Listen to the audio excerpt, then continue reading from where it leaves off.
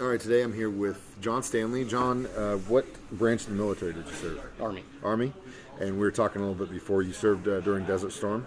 Yeah, I joined up just because I was in a bad situation down in Texas, and I needed to make a change. And Yeah. joined 2 weeks after AIT. I got on a plane for Desert Storm, so it was that's about as green as you can get. Yeah, well, and you know, that's kind of become a pretty common theme with guys and ladies.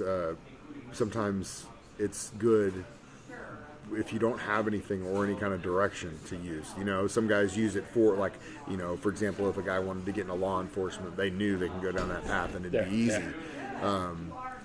Choice for somebody that doesn't have anything else, you know what I mean? So it's good. That's awesome that it worked out that way. What'd you do while you were in the military?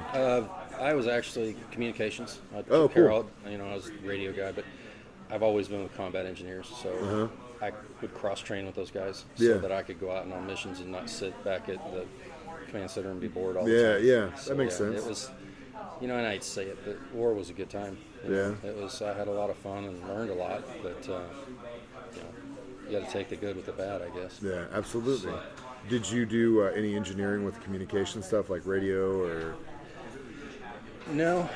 I mean, I basically was the guy that I carried a little device in my pocket that was all encryption for the radios, and carried a thermite grenade that my only job in case I got overrun was to set the thermite on the encryption and burn it to the ground. Yeah, and throw it. But, that's crazy. Yeah, no, the engineers I was with, we didn't build anything. We destroyed things.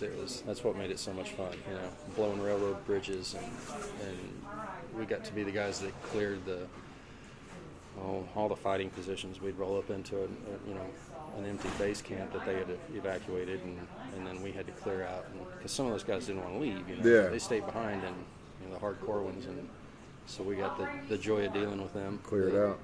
Yeah, so it was all right. Yeah, we had a good time.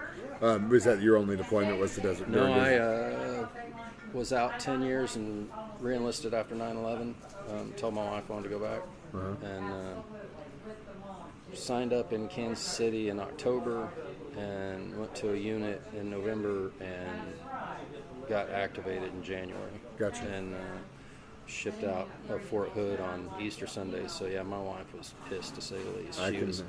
I thought she was going to shoot me before I could deploy, because she was mad. But because we had 3 kids, you know, and she was home.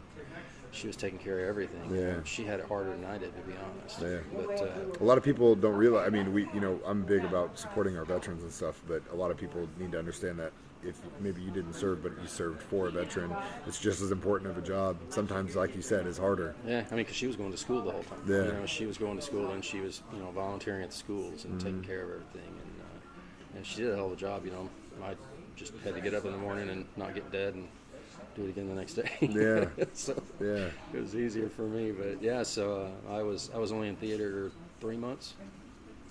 Yeah, 3 months, and got hurt. Flew to Germany, medevac to Germany for 2 weeks, and then went to Fort Hood for 6 months to rehab, and then back to life. Yeah, gotcha. Spent the next 9 years in reserves, and wish I could still be doing it. Yeah, a lot of guys do. It's crazy, because especially with what this Lunch with the Hero thing, I mean, meeting an individual every week, you see that it is true that each person, it's completely different for every single person. Yeah. And it's life experience, but you think that everyone else that's not been in the military think that it's all kind of the same, but it's so different. Yeah, it's like I learned real quick, the military is like a huge corporation, you know, and you've got different levels of what you do. You know, you've got your line people on the ground that, you know, they go out and do the missions, but then you've got your commanders, your support staff. You've got, you know, it really is just a giant business is all it is, and some people don't like the business it is, and you know, I never felt sorry for those people, because you know what you signed up for. Yeah. You know, the military does one thing. You know, we're not. Everybody said I joined for the college money. You know, these college kids. Yeah, but you have to do your job. Uncle Sam's going to get paid back one way or another. Yep. So you know, I didn't feel bad for them, but they learn pretty quick. Yeah, that's cool. Well, thank you for your service. Yeah. And thanks for coming to your lunch today. Thank you. And happy Thanksgiving. Yeah, you too, man.